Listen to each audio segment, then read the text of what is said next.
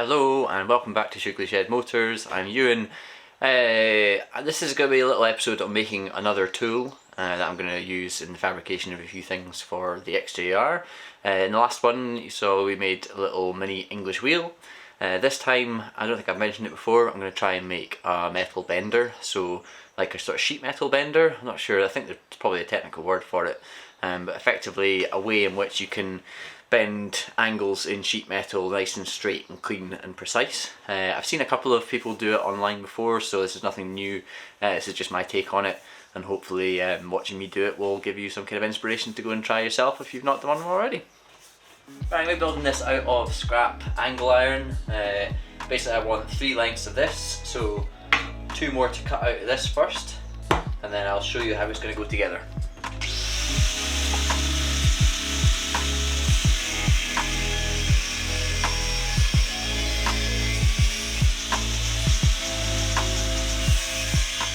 Right, I've got my 3 bits of angle iron here. Next thing I want to do is attach these together like this, but with hinges along one end and the other, so that it can hinge like that. Does that make sense?